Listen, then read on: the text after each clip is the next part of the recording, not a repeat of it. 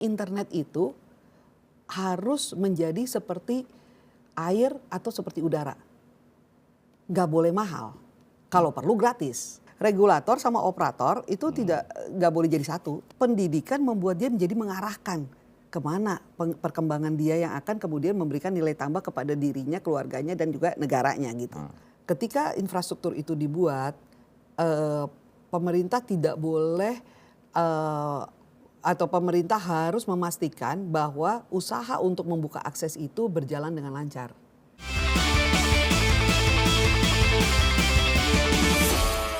Jumpa lagi dengan DDM. Saya dapat tamu istimewa sekarang, Krisma Albanjari. Sahabat saya, sudah lama tidak ketemu. Apa kabar? Baik-baik, Kang. Sekarang Krisma itu anggota Asosiasi Fintech ya, Betul. Indonesia. Dulu sama saya bareng sebagai staf ahli Komisi 1. Saya stafnya Kang Deddy. Mak, kita mau ngobrol gini, banyak orang cerita tentang disparitas ekonomi, tapi rada langka bicara tentang disparitas digital. Dan kita menghadapi masalah disparitas digital yang lumayan akut lah gitu. Coba dipetain gimana persoalan kita. Ini kan sebenarnya kita balik lagi, Kang, ke 20 tahun yang lalu. 20 tahun yang lalu ya. Waktu Kang Deddy jadi anggota DPR waktu itu dan memimpin tim untuk yang masalah komunikasi itu.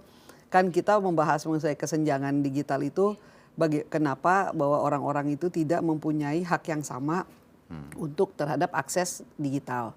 Nah sekarang fast forward 20 tahun kemudian, perbaikan ada, tapi akses itu masih belum merata.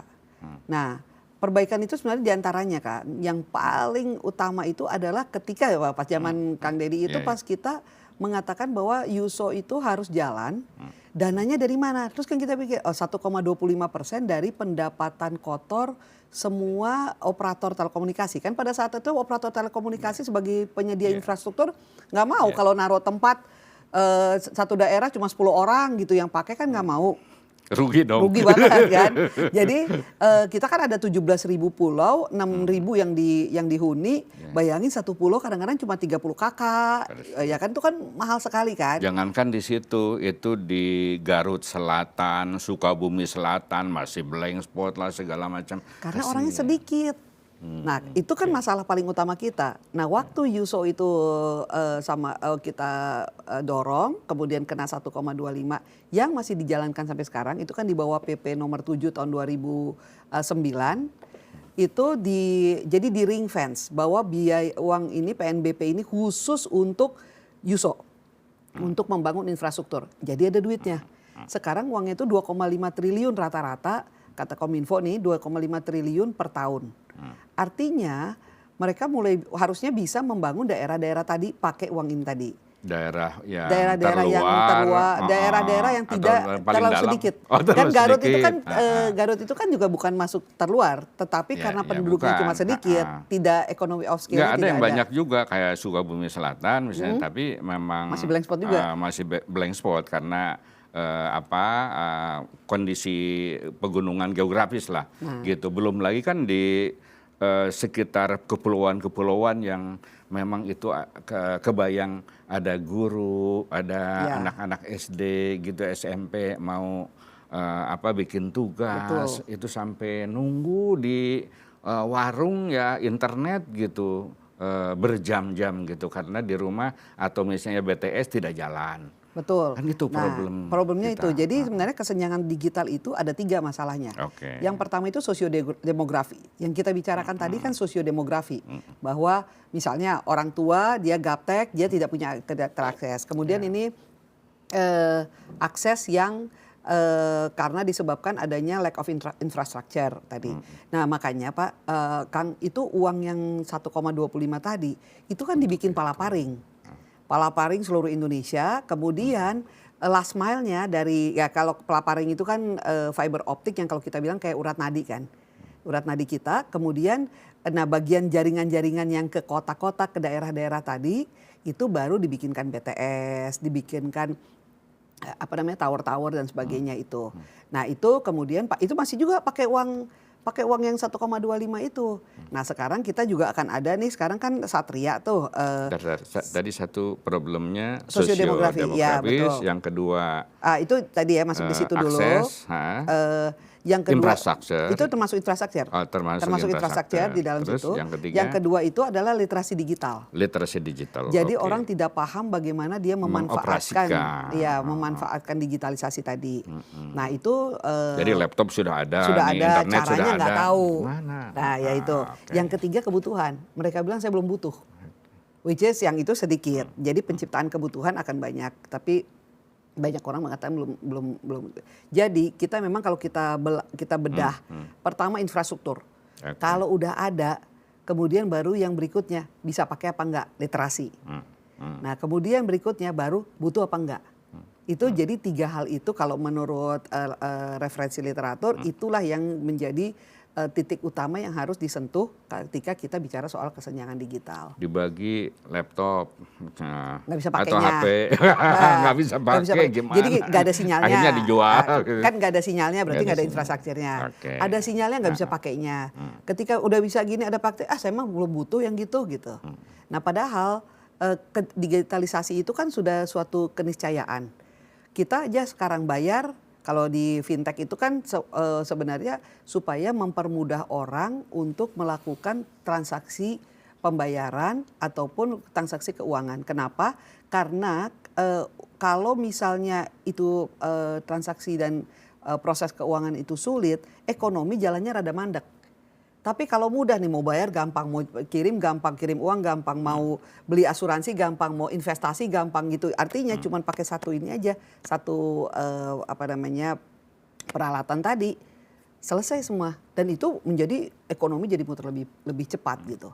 Nah itu sebenarnya yang harus diurut. Tetapi again dari tahun 2004 sampai tahun 2024 sekarang 20 tahun udah agak lumayan gitu. Okay. Jadi dari sudut strategisnya ya, bahwa akses internet itu baik infrastruktur, kemudian literasinya, sosiogeografisnya segala macam itu, kalau itu selesai itu bisa meningkatkan akselerasi ekonomi, kebudayaan, pendidikan semua. Dahsyat lah itu. Betul. Tapi kita punya rank aja sekarang di IMD World Digital Competitiveness tahun 2021 ya, ini berarti 2 tahun yang lalu, Indonesia ini nomor 53 dari 64 negara. Artinya masih panjang nih ceritanya.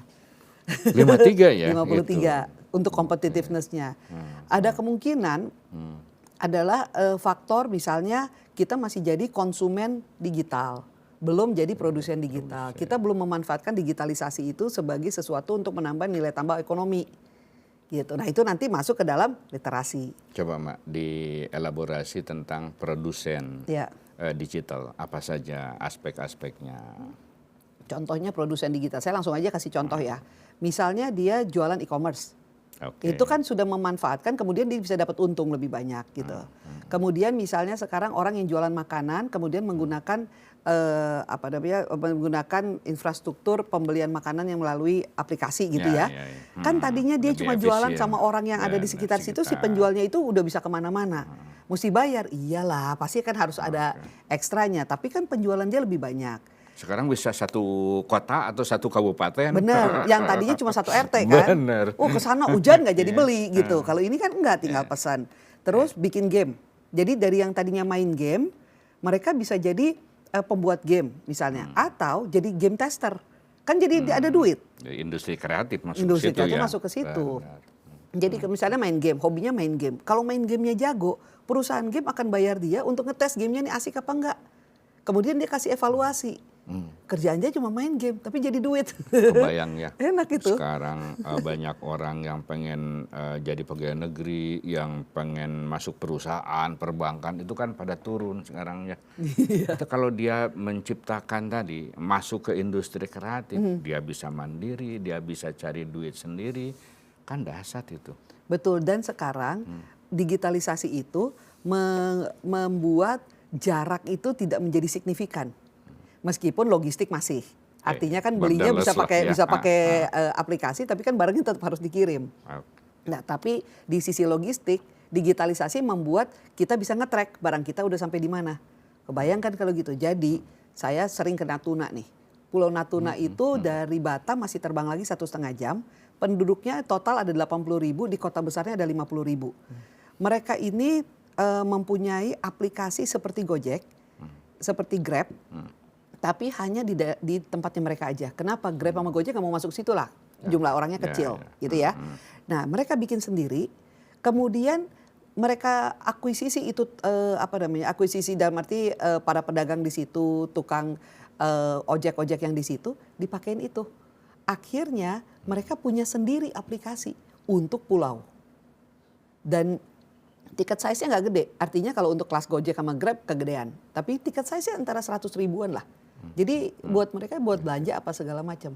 Bisa kebayang nggak itu Natuna, yang paling ujung terpencil. Betul. Dan itu semua infrastrukturnya Bakti, Yuso, itu semua Yuso, semua.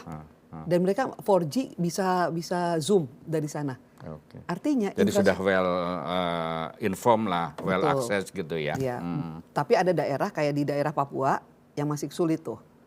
Again, faktornya infrastruktur ada, literasinya gimana, kemudian menurut mereka kebutuhannya seperti apa. Jadi emang harus penuh tiga-tiganya, gitu. Nah sekarang policy yang dilakukan ya khususnya oleh Kominfo itu seberapa jauh tuh konsistensinya, sustainability-nya? Ya, jadi gini, tugas kalau kan Bakti ada di bawahnya Kominfo. Kita bicara Bakti dulu nih kan. Kalau Bakti, mereka memang fokus kerjanya itu. Nah makanya saya jengkel tuh ketika kemudian terjadi kasus yang BTS itu. Yang 8 triliun itu. Katanya segitu, saya nggak ikutan ngitung. Duitnya belum pernah lihat sih. Kurang lebih kan, lah gitu ya. Tapi belum pernah lihat kalau 1 triliun itu kalau jadi duit tuh berapa ya. Banyak banget itu. Nah itu karena kasus itu membuat orang tuh jadi khawatir apakah proyek ini akan terus jalan apa tidak. Padahal tidak boleh begitu. Tetap harus proyeknya jalan. harus jalan. Bahwa ada oknum yang menyalahgunakan dan sebagainya, silakan diproseskan. Iya betul, tapi ini harus jalan. Kita harus selesaikan apa yang kita mulai 2020 tahun yang lalu. Kalau menurut saya begitu. Nah satu. Dan kedua adalah teman-teman yang pasang dan bekerja di tower-tower ataupun di infrastruktur untuk Yuso, harusnya berpikir bahwa ini bukan untuk komersial. Ini untuk membuka akses orang-orang yang tidak punya akses gitu. So no one left behind lah gitu. Ya, ini mah tugas negara. Tugas negara itu. Untung boleh, tapi jangan dicolong gitu. Untung makan namanya orang mesti kerja, untung ada pegawai mesti udah dicolong. Nah, itu. Kacau. Okay. Padahal dia punya tugas dia itu. Begitu dia pasang, daerah itu secara ekonomi pasti maju. Makanya internet itu harus menjadi seperti air atau seperti udara. Nggak boleh mahal, kalau perlu gratis. Karena ini merupakan suatu infrastruktur untuk mendorong banyak hal. Mendorong ekonomi, mendorong kreativitas, mendorong ilmu. Orang belajar, kalau gurunya jauh atau gurunya sakit di rumah tapi masih bisa ngajar, semua orang bisa belajar. Kita akan menghemat waktu yang luar biasa dan juga kita membuat produktivitas kita menjadi jauh lebih tinggi. Jangan itu dihalangi oleh kepentingan-kepentingan yang hanya separuh-separuh gitu. Ini harus kayak air, sama air aja bayar ya sekarang ya. Tapi harusnya kan enggak, jadi air sama udara. Harusnya seperti itu. Air, udara dan internet deh gitu. Karena itulah yang membuat, ya nah pemerintah ini, tadi pertanyaan Kang Deddy adalah di mana kebijakan pemerintah ini. Nah, Kominfo itu tugasnya sebenarnya yang nomor satu adalah memastikan bahwa semua orang bisa dapat akses. Yang kedua, memastikan akses itu tidak disalahgunakan. Yang ketiga, memastikan bahwa rakyat ini yang memanfaatkan akses itu bisa memanfaatkannya untuk hal-hal yang positif dan produktif. Nanti bagian itunya bekerja sama dengan, bagian yang ketiga bekerja sama dengan kementerian-kementerian teknis lainnya tentunya gitu. Tetapi bukan untuk menghalang-halangi orang untuk tidak bisa berkreativitas atau bersuara gitu. Tidak di situ lagi gitu. Karena tugasnya adalah regulator dan akselerator gitu. Kalau regulator akselerator jangan jadi player gitu. Jadi operator. Jadi operator itu nggak itu nggak boleh tuh. Jadi itulah dia justru mendorong melindungi masyarakat supaya bisa berkembang, mendorong mendorong lah kira-kira gitu. Jadi problem kemarin itu ya kasus yang terjadi itu mungkin irisan antara regulator dengan operator, ada oknum-oknum yang memanfaatkan yang kebetulan punya jabatan atau dekat dengan orang yang punya jabatan kan biasanya kan gitu tuh. Iya, nah itu kan makanya kenapa antara kekuasaan gitu atau gini antara regulator itu tidak boleh jadi operator, wasit itu nggak boleh ikutan main lah. Boleh. Kalau wasit itu harus netral, nggak boleh ikutan main. Kacau kan? Nanti ya. Itu kan susah kalau kayak begitu gitu. Iya. Jadi ini memang regulator sama operator itu nggak boleh jadi satu. Iya, kayak pilpres sekarang lah. Kita bicara digitalisasi. Iya, biar saya aja yang bilang. Oke, Mak. Jadi tapi siapapun presidennya. Ya, so far policy-nya itu sudah on the right track gitu. Saat ini kurang cepat. Oke, jadi kalau masalah track itu harus karena kan kondisinya udah seperti ini. Kalau nggak maju juga ya sudahlah kita kacau lagi kan. Tetapi kurang cepat. Kurang cepat tuh artinya makanya ini pilpres ini menjadi sangat penting karena presiden yang berikutnya siapapun presidennya harusnya menganggap bahwa pengurangan narrowing kesenjangan digital ini atau mempersempit kesenjangan digital ini harus menjadi yang paling utama, salah satu prioritas utama dari presiden gitu, siapapun presidennya, karena ini kurang cepat. Kalau kita kurang cepat, orang lain lebih cepat, kita akan jadi korban. Kenapa? Karena Bapak bisa bayangkan sekarang ketika di negara lain itu mereka bisa membuat digitalisasinya berjalan dan menjadi produktif, mereka akan merambah ke negara yang lain-lain juga. Contoh China. Kenapa duluan China misalnya pakai QR, gitu misalnya. Tapi kita jadi belajar dari China. Nah kemudian kita sekarang pakai QR. Tapi orang lain di se-ASEAN belajarnya sama Indonesia. Negara yang lain, Amerika aja kalah kok. Amerika nggak pakai masih pakai kartu, masih pakai cek. Kita bayar udah pakai QR. Kita salah satu yang paling maju di dunia. Walaupun Cina duluan gitu. Tapi kita maju. Nah sekarang kita kalau lebih cepat lagi, kita bisa menjadi dengan startup yang ada gitu, dengan imajinasi dan kemampuan kreativitas anak Indonesia sekarang, kita malah bisa lebih maju dan kemudian kita menjadi benchmark buat negara lain gitu. Itu yang kurang cepat. Kalau enggak kita dimakan sama yang lain. Teknologi itu percepatannya. Percepatan. Penting itu. Sama kecerdasan. Sama kecerdasan. Karena teknologi dan ini sangat perlu orang-orang cerdas. Nanti bukan orang operator yang kayak nyobekin karcis gitu kan, nggak pakai. Tapi kan pakai internet begitu cut gitu. Nah itu perlu orang cerdas. IQ mesti tinggi. Makanya stunting harus menjadi juga prioritas utama.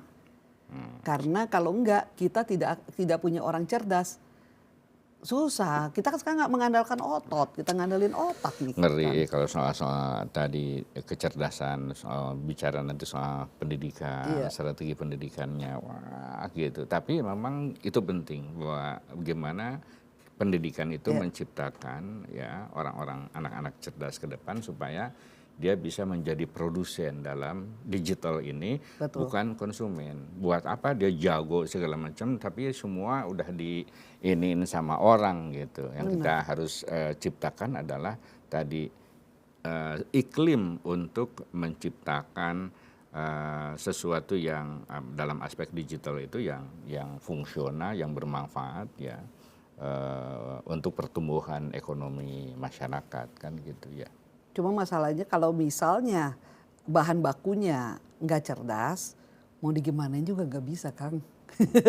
Jadi berarti kan kenapa stunting itu selalu menjadi pembicaraan, itu karena ketika ada di perut ibunya, itu gizinya harus bagus sampai 1000 hari pertama, artinya sampai umur 3 tahun, itu perkembangan otak nomor 1. Nah ini yang jadi bahan baku. Sesudah itu ketika dia sekolah, pendidikan membuat dia menjadi mengarahkan kemana perkembangan dia yang akan kemudian memberikan nilai tambah kepada dirinya, keluarganya dan juga negaranya gitu. Nah jadi 1000 hari pertama ini menjadi kunci untuk kita punya bahan baku manusia yang kemudian bisa berkembang gitu. Ya, ya. Jadi emang susah ya jadi presiden tuh emang susah. Jadi emang susah. Ya, tugasnya memang memakmurkan masyarakat dalam arti yang luas gitu. Dan sebenarnya kan bagaimana presiden itu memanfaatkan ya orang-orang di sekitarnya yang cerdas, yang punya komitmen tinggi untuk kepentingan publik, bukan untuk kepentingan kelompok dan kepentingan-kepentingan jangka pendek gitu. Itu kalau itu memang orang-orang yang udah di posisi itu, kalau kita pakai segitiga hierarkinya itu yang udah aktualisasi diri lah. Kalau masih nyari-nyari duit, nggak usah deh cari duit aja lah, gitu. Udah selesai, udah nggak usah nyari duit mau gitu. Bisnis ya mendingan bisnis, jangan jadi pejabat publik gitu. Karena pejabat publik itu kan pengabdian. Kalau sekarang kan pemanfaatan. Ya jangan sampailah kalau seperti itu. Tapi poinnya adalah kalau misalnya nanti kita tidak memperbaiki atau mempercepat dan mendorong orang memperkecil kesenjangan digital, definitely kita akan jadi pasar. Dan lebih mudah jadi konsumen daripada jadi produsen. Itu juga yang kita lakukan misalnya di Aftek misalnya, pinjaman. Sekarang kan orang minjem, katanya wah pinjam terus udah gitu jadi masalah ya yang pinjol-pinjol itu. Mahasiswa ITB lagi rame sekarang tuh, gimana sih sampai gitu? Tapi kan gini, kan tidak ada alternatif lain. Kalau daripada dia putus sekolah, mendingan dia pinjam uang. Asal dibayar.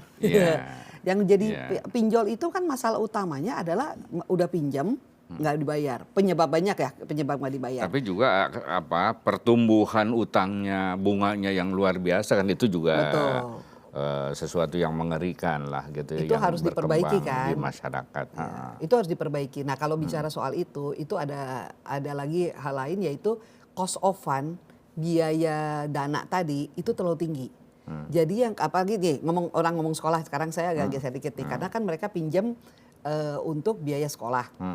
Nah kalau ada pinjaman ada platform-platform yang mengkhususkan untuk orang yang mau sekolah. Nah, platform-platform ini memang khusus untuk sekolah, bukan untuk multi finance, untuk beli handphone dan sebagainya. Jadi memang buat sekolah. Nah, biayanya, cost of fund-nya udah tinggi. Jadi kalau pemerintah misalnya mau membantu pembiayaan orang sekolah, jangan terlalu tinggi. Kalau mereka ini kan cost of fund-nya udah tinggi, tapi daripada tidak ada dan putus sekolah, akhirnya mereka terpaksa. Itu nggak ada alternatif. Jadi alternatif jangka pendek lah gitu daripada kan gitu ya, pertimbangannya. Semua orang punya duit, Kang, buat memang, sekolah. Sekolah juga nggak murah, ntar dosennya kan, nggak dibayar. Tapi maksudnya dia sudah susah, makin susah gitu dengan pinjol itu. Nah pemerintah kan harus memproteksi itu. Betul. Gitu. Betul. Nah kemudian kalau dari sudut masyarakat, itu banyak sekarang tuh anak-anak muda itu yang masuk di bidang informasi, IT segala macam tuh udah jadi minat. Nah sekarang tinggal harapan kita ke pemerintah ya, masyarakat sudah tadi siap untuk tadi maju dengan digital ini. Nah tinggal kita berharap kepada pemerintah mungkin lebih dioptimalkan lagi kebijakannya. Gimana?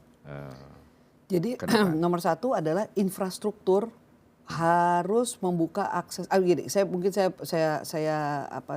arahnya gini. Akses terhadap digitalisasi itu harus mulus, harus terbuka. Akses terhadap informasi harus terbuka. Itu juga yang semuanya terbuka kecuali kalau Kang Deddy ingat kan dulu nggak boleh tuh ditutupin dan itu waktu itu Kang Deddy lah satu rahasia negara. Dan pasal 17 ingat nggak dulu itu di pasal 17 semuanya udah diatur.